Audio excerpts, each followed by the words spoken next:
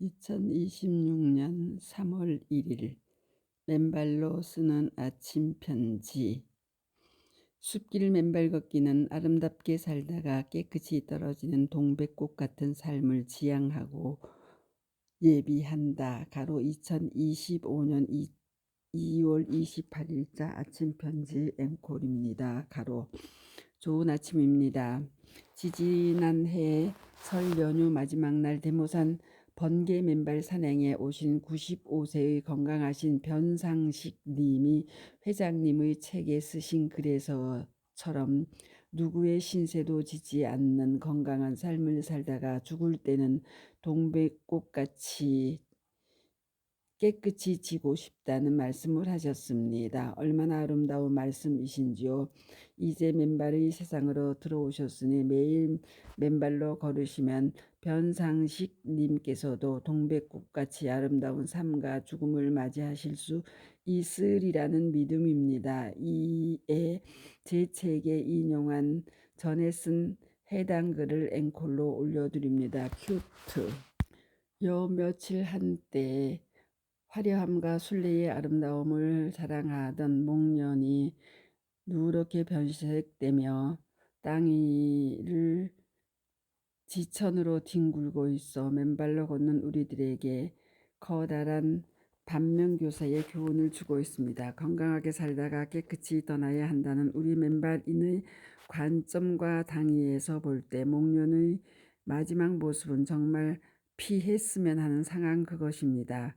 반면 지난 연초 제주를 찾았을 때 소명님과 정부님, 순례님 및 서영군 감사님 내외분이 제주 동백원을 방문 아름다운 동백꽃의 낙화 모습을 사진으로 올려주신 적이 있습니다. 당시 땅에 떨어진 동백꽃들의 모습이 어찌 그리 아름답던지요. 바로 우리가 지향하는 아름다운 삶과 깨끗한 죽음의 모습, 바로 그것이 아닐까 싶었습니다. 이에 오늘은 그 동백꽃과 같은 한 생애가 바로 우리 맨발인의 삶과 무관치 않다 여겨지기에 관련 글을 아침 편지로 앵콜로 올려드립니다. 몇 해 전 봄날 한 회원님이 카페에 갓 피어나는 하얀 목련꽃 사진을 올리신 적이 있습니다. 목련의 순백이 아름다움에 이끌리신 것이죠. 목련은 참으로 아름답고 우아하고 고결한 꽃의 상징입니다. 그래서 김훈 작가는 자전거 여행이라는 책에서 목련꽃은 등불을 켜듯이 피어난다. 자의식 강한 모습으로 한사코 하늘을 향해 봉오리를 치켜 올리고 있다고 했습니다. 그래서인지 목련의 꽃말은 고귀함입니다. 그런데 그 회원님이 그 아름다운 모습을 올리신 지 겨우 5일밖에 안 되었는데 그 목련꽃들은 누렇게 변색하여 땅에 하염없이 떨어지고 있습니다. 보기에 딱할 정도로 그 순백의 고결함을 잃은 채 누렇게 변색된 모습으로 땅에 떨어지고 있는 것입니다. 나태주 시인은 이를 두고 목련꽃 낙화라는 시에서 새하얀 목련꽃 흐득흐득 울음 삼키듯 땅바닥으로 떨어져 내려앉겠지라고 노래하였습니다. 김훈 작가는 전술한 책에서 목련은 질 때는 꽃 중에서 가장 남루하고 참혹하다. 누렇게 말라 비틀어진 꽃잎은 나무가지에서 너덜거리다가 생로병사를 다 치르고 바람에 날려 땅바닥에 떨어진다. 말기암 환자처럼 죽음이 요구하는 고통을 다 바치고 나서야 비로소 떨어진다고 했습니다. 사실입니다. 그 피어남과 죽음이 너무나도 짧은 생의 화려함에 너무나 극적으로 대비되는 참담한 최후를 보여주기 때문입니다. 그에 반해 동백꽃은 어떻습니까? 정열의 꽃 동백은 나무에서 화사하게 피어납니다. 그리고 떨어질 때도 조금도 그 자태를 흐트리지 않는 상태에서 깨끗하게 뚝 떨어지고 맙니다. 절정의 순간에 한 줌 미련 없이 꽃잎을 간직한 채 통째로 뚝 떨어지는 동백꽃은 가야 할 때가 언제인지를 분명히 알고 가는 이의 뒷모습을 연상케 합니다. 그것은 또 끝이 아닙니다. 동백꽃은 2번 피어난다고 했던가요? 나무에서 땅에 떨어진 상태에서 다시 붉은 꽃잎을 세우고 노란 꽃술들을 고추 세운 채 땅 위에서 다시 피어나듯 살아있는 것입니다.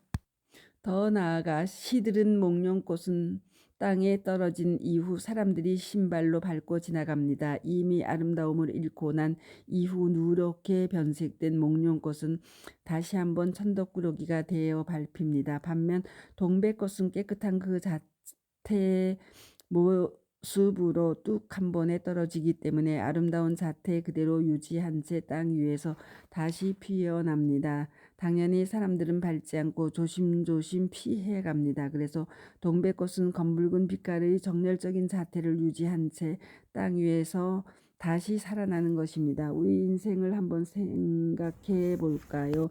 한평생 귀한 삶을 살다가 누릴 것 다 누린 사람이라 할지라도 건강관리를 제대로 하지 않으면 어느 날 암에 걸리고 당뇨에 뇌졸중에 걸려 그때부터 병원, 요양원을 전전하며 가족들이 폐를 끼치는 신세로 전락하고 마지막 고통스러운 삶을 사는 일이 허다합니다. 그 아름답고 당당했던 권세도 권위도 어느 날 참담하게 땅바닥에 떨어지고 맙니다. 그 모습이 목련의 최후를 닮은 모습이라 할까요? 그런데 이렇게 매일 숲길을 맨발로 걸으면 적어도 우리는 살아있는 동안 내내 확실하게 건강을 유지하고 즐겁고 행복하게 살아가게 될 것입니다. 어떠한 질병도 예방되고 설령 걸렸다 하더라도 여러 회원님들이 증언하고 계시는 듯 맨발로 걷는 한 우리는 곧 치유될 것입니다. 그리고 젊어지고 회춘할 것입니다.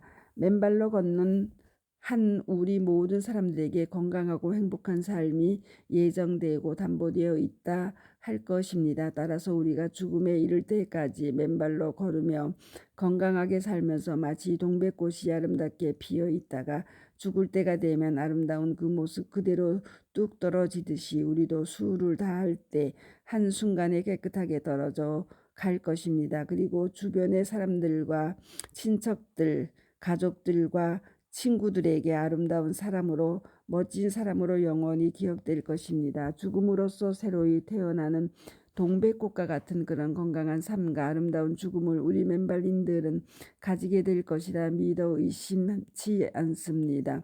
숲길 맨발 걷기는 그러한 동백꽃 같은 삶과 죽음의 여정을 예비하고 있습니다. 동백꽃의 마지막 일생에서 맨발 걷기를 통한 건강한 삶과 존엄한 죽음의 예비의 중요성을 다시 한번 배우고 깨우칩니다. 언큐트 어제 올려드린 변상식님의 증언 유튜브 맨발 걷기 치유 사례 349.95세 맨발인 맨발 10일에 숙면하고 앞으로 건강히 살다 동백꽃처럼 한순간 깨끗하게 지겠다 다짐하시다.